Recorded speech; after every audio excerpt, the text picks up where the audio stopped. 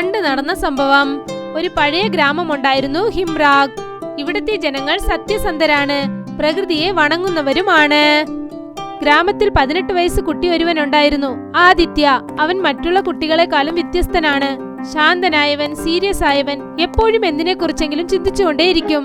ഒരു ദിവസം ആദിത്യ തന്റെ മുത്തശ്ശന്റെ പഴയ പുസ്തകങ്ങൾ നോക്കുകയായിരുന്നു. അപ്പോഴവനൊരു കീറിയ ഭൂപടം അതിൽ നിന്നും കിട്ടി. അതിലെന്തോ മന്ത്രങ്ങൾ എഴുതിയിരുന്നു. ചേടാ, എന്താ ഇത്? ഏത് മന്ത്രങ്ങളാണിത്? പ്രകൃതി വിരോധമായ ദ്വാരമോ? ആ ഭൂപടം കണ്ടിട്ട് ആദിത്യയുടെ ആഗ്രഹം കൂടി.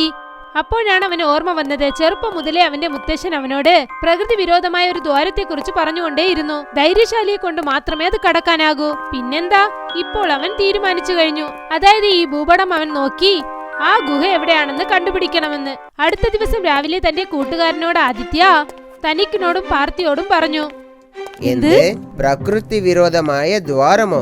എന്നെ കൊണ്ട് ഇതിനെ വിശ്വസിക്കാൻ പറ്റില്ല. ഇങ്ങനെ ഒരു കുക ഉണ്ടാവുമെന്ന് അത് എനിക്കും തോന്നുന്നില്ല. പക്ഷെ ആദിത്യ പറഞ്ഞാൽ അത് ശരിയായ കാര്യമായിരിക്കും. ശരിയായിരിക്കുമല്ലേ? ശരിയാണ്.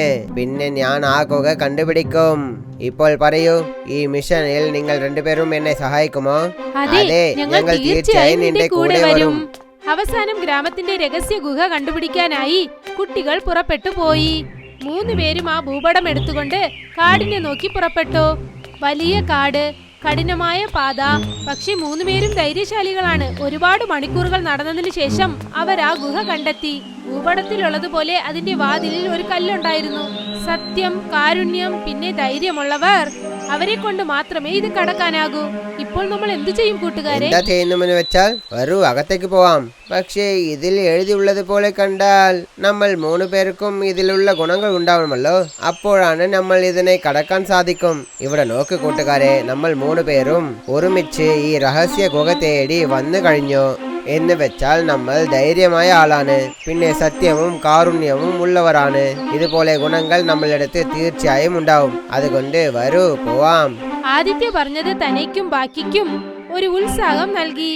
ആ കഥകിന് മുൻപിലായി 3 കൂട്ടുകാരും അവരുടെ കൈ പിടിച്ചുകൊണ്ട് മന്ത്രങ്ങൾ പറഞ്ഞു. വലിയ അതിശയം സംഭവിച്ചു. ഗുഹയുടെ കഥക് തുറന്നു.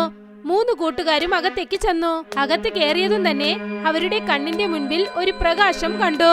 പിന്നെ ഒരു ക്ഷണം കൊണ്ട് അവർ ഒരു പുതിയ ലോകത്തായിരുന്നു. അവിടെ മരങ്ങൾ സംസാരിച്ചു, നദികൾ പാടിക്കൊണ്ടിരുന്നു, ആകാശത്ത് 3 ചന്ദ്രനുണ്ടായിരുന്നു. ആദിത്യ, ഇതൊക്കെ എന്താണ്?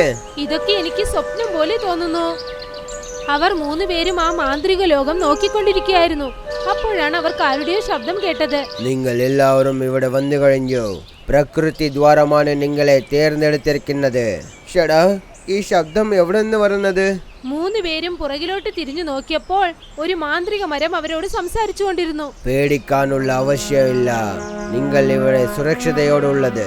പക്ഷേ നിങ്ങൾ എന്തിനാ ഇവിടെ പറയുന്നത് ഞങ്ങൾ തിരഞ്ഞെടുക്കപ്പെട്ടവരെന്ന്? കാരണം ഈ ലോകത്തിനെ കറുപ്പ് രാത്രി എന്ന് പേരുള്ള ഒരു ഭയങ്കര ഇരുൾ വിഴുങ്ങിക്കൊണ്ടിരിക്കുന്നു.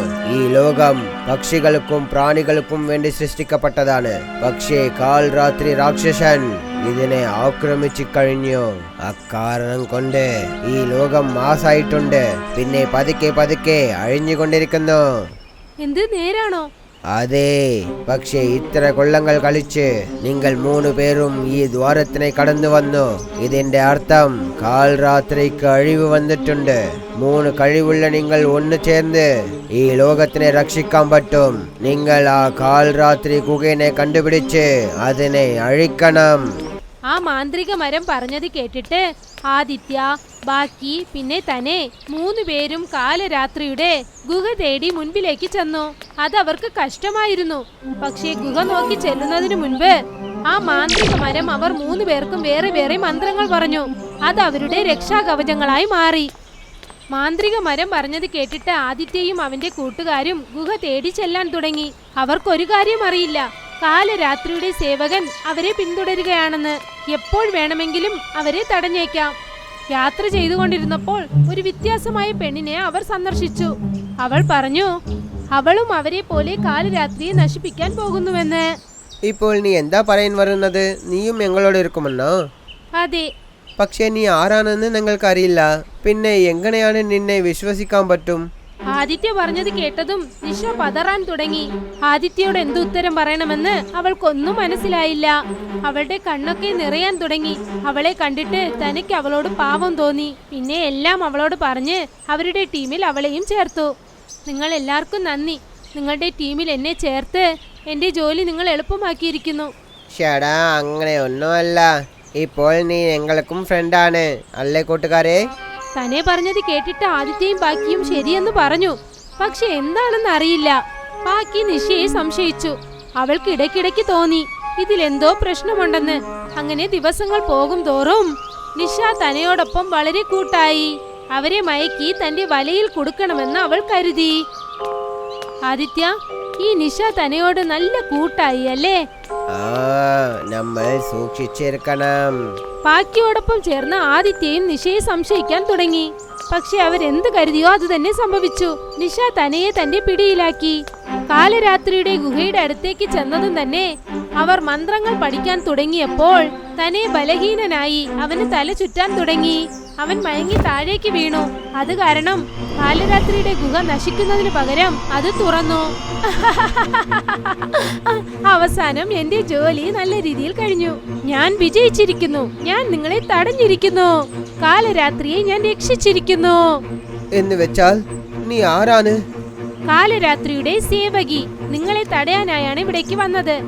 നിഷ പറഞ്ഞത് കേട്ട് എല്ലാരും ഞെട്ടിപ്പോയി. അവർക്ക് എന്ത് ചെയ്യണമെന്ന് ഒന്നും തന്നെ മനസ്സിലായില്ല. ഇപ്പോൾ എല്ലാ വശത്തും ഇരുട്ടുകൊണ്ട് മൂടി. നിഷ അവിടെ നിന്നും ഓടിപ്പോയി.